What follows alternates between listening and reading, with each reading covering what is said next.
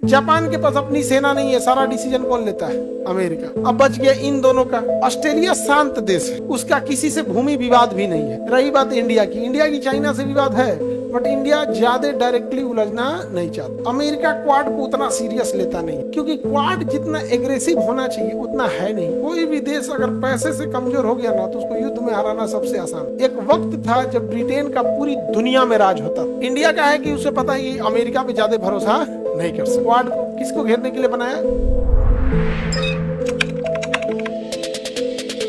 देखते हैं quad. Quad का मतलब होता है चार चीजों का संगठन, जिससे क्वाड्रेटिक इक्वेशन आप पढ़े होंगे। क्वाड मतलब हो गया चार देश। तो क्वाड में बेसिकली कितने देश हैं?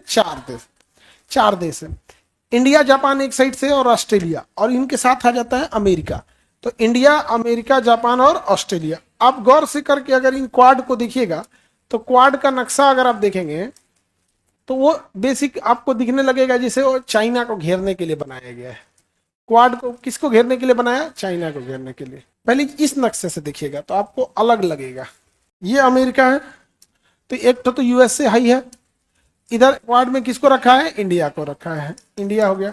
इधर जापान, और ये ऑस्ट्रेलिया। ये क्या है? ऑस्ट्रेलिया। तो इसमें किसको घेर लिया है? चाइना को। तो बेसिकली वो किसको टारगेट कर रहा है? चाइना को टारगेट कर रहा है। अब अमेरिका, आपको मन में आएगा इतना दूर से अमेरिका कैसे कर रहा है? अमेरिका चाइना से दूर थोड़ी है, पास में ही है। वो नक्शा को ऐसे खोल दिया गया है, इस वजह से ऐसा लग रहा है। अदरवाइज में चाइना पास में है। हम इस नक्शा में देखते हैं, ये वाला नक्शा में देखते हैं। ये हो गया आपका इंडिया। तो क्वाड में इंडिया है या नहीं है? ऑस्ट्रेलिया है, जापान है, आइए अमेरिका। ये ना, ये अलास्का है इसका।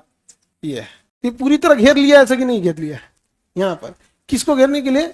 चाइना को घेरने के लिए क्वाड बनाया गया है। क्वाड एक संगठन है जिसमें कितने देश हैं? चार। हालांकि अमेरिका क्वाड को उतना सीरियस लेता नहीं है, क्योंकि क्वाड जितना एग्रेसिव होना चाहिए उतना है नहीं। रीजन, जापान के पास अपनी सेना नहीं है, सारा डिसीजन कौन लेता है? अमेरिका। तो इसके रहने से क्या ही फर्क पड़ता है जब सारा डिसीजन इसी को लेना है। अब बच गया इन दोनों का। ऑस्ट्रेलिया शांत देश है, उसका किसी से भूमि विवाद भी नहीं है, तो बिना मतलब दूसरे की लड़ाई में कूदने वाला कोई समझदार नहीं होता है।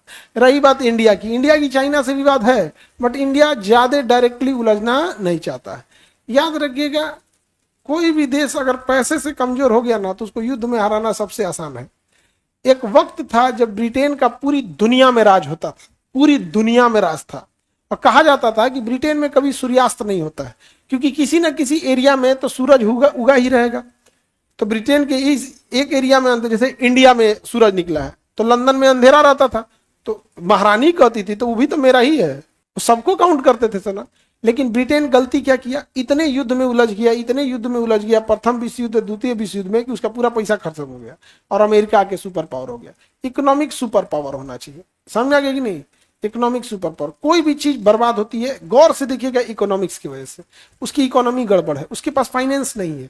महिलाओं की स्थिति के पीछे जिम्मेदार बनाया जाता है कि एजुकेशन गड़बड़, नहीं, फाइनेंस नहीं है उनके पास। एजुकेशन ये सब मत रखना, ये सब अमीरों का बुना हुआ जाल है, इसमें मत फंस जाना। एजुकेशन जितना जरूरी होना चाहिए उतना मिल जाता है एक बच्चे को क्लास 10 तक में, समझ आ गया कि नहीं आ गया? उसके बाद फाइनेंस रखना बहुत जरूरी है। तो आपको बेवकूफ बनाने का प्रयास किया जाएगा कि एजुकेशन बहुत जरूरी है, उसको कहिएगा भैया फाइनेंस ओकरा से ढेर जरूरी है। एजुकेशन जरूरी है, education is important, but finance is most important. समझ आया कि नहीं आ गया? बेरोजगार का कोई वैल्यू है नहीं। तो जिसको देखो, जो भी सक्सेस हुआ है फाइनेंस की वजह से, पिछड़ा है तो फाइनेंस। महिलाएं क्यों पीछे है? फाइनेंस। बिहार क्यों पीछे है? फाइनेंस। तो इंडिया फाइनेंस में थोड़ा पिछड़ जाता है, समझे? और चाइना फाइनेंस में बहुत आगे चला गया, बहुत आगे चला गया। ऐसा कोई घर बताइए, पूरी दुनिया काम कर रहे हैं, इस पृथ्वी का ऐसा कोई घर बताइए जहां एक तो चाइनीज सामान नहीं पहुंचा होगा। आप अपने में से बताइए कोई ऐसा घर है जहां एक दो चाइनीज सामान नहीं है?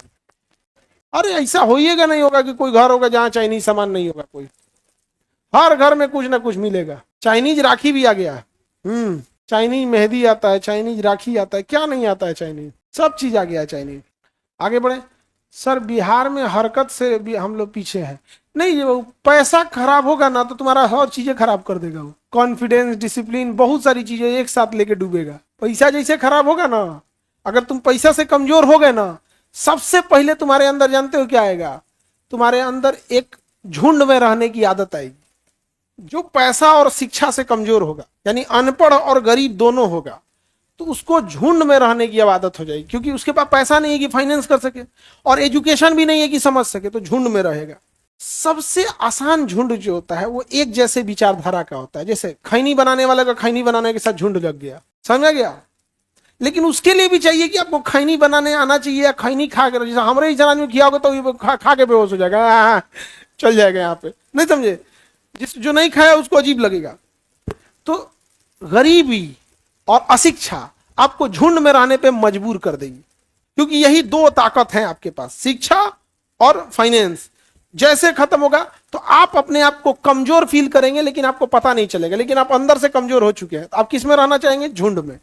अब झुंड कई चीजों का बन सकता है। जैसे आप बंबई गए मजदूरी करने, अब वहां झुंड बनेगा कौन सी का? हमरे जिला के, तू हमरे जिला के, तू हमरे, फट से झुंड बन गया। तो हम लोग किसमें पीछे हो गए? फाइनेंस में। तो बताओ क्वाड ज्यादा ताकतवर हो पाया? 4 गो था, एगो ही कोनो कामे का नहीं है, इसका भी कोई काम का नहीं, अमेरिका साथ है तो भी मजबूत है, अदरवाइज यो फेंका जाएगा। और इंडिया को पता है कि इसका कोई भरोसा नहीं, चाइना के बाद या इसी पे करेगा, इंडिया पे ही। समझ में आ गया कि नहीं? देखिए ये समझ में आ गया। इंडिया का है कि उसे पता है कि अमेरिका पे ज्यादा भरोसा नहीं कर सकते। और इंडिया की एक बड़ी समस्या है कि एक बड़ी आबादी, देश की इतनी बड़ी आबादी जिसमें लगभग 80 करोड़ के आसपास है, वो डिपेंडेंट पॉपुलेशन है। डिपेंडेंट इन द सेंस क्या है कि उसको बेसिक जरूरत के लिए, खुद का पेट भरने के लिए अनाज के लिए डिपेंड रहना पड़ रहा है। अनाज के लिए क्या करना पड़ रहा है? डिपेंड रहना। इसलिए महीने में एक दिन राशन आएगा और वहां से डिपेंडेंट चाहिए। इस लेवल की डिपेंडेंसी है। अब सोच सकते हैं यहाँ पर डिपेंडेंसी, समझ रहे कितना भयानक है। जैसे कोटेदार हमको क्या दे रहा है? राशन दे रहा है यहाँ पे, तो हमारी डिपेंडेंसी उस पर तो बहुत लोअर लेवल तक जा चुका है। तो ये हमारी बहुत बड़ी समस्या है। तो इसके लिए अभी हमारी जो जीडीपी है, अगर भारत की जीडीपी लगभग 15 ट्रिलियन हो जाएगी, तब जाके हम लोग इतने बड़ी जनसंख्या को एक अच्छा जीवन दे पाएंगे। अभी हम लोग की जीडीपी चलती है 4.3 4.2 के आसपास। हम लोग को जाना कितना चाहिए था? अमेरिका आता है 200-300। समझ में आ गया? हम लोग यहाँ रहेंगे ना तो बेसिक चीजों की जरूरतें खत्म हो जाएंगी। तब हम लोग ये कह सकते हैं कि मतलब बेसिक चीजें जो है, सबका अच्छा एजुकेशन हो जाए, कोई हॉस्पिटल में लाइन लगाने की जरूरत नहीं पड़ेगी। जैसे एक छोटा सा एग्जांपल बताते हैं, दिल्ली एम्स है, क्यों इतना मारामारी है? वैसा वैसा अगर 500 खुल जाए एम्स, मारामारी होगा, कम हो जाएगा बट बेटर हो जाएगा, लेकिन नहीं खुल पाता है। फाइनेंस उतना ज्यादा नहीं हो पाता। आगे बढ़े तो क्वाड उतना अच्छा काम कर पा रहा है। क्वाड में बेसिकली आपसे क्या पूछे? कितने देश हैं? तो कितने देश हैं? 4। कौन कौन? इंडिया, जापान, ऑस्ट्रेलिया और अमेरिका। इसमें सुपर बॉस कौन बनता है? अमेरिका।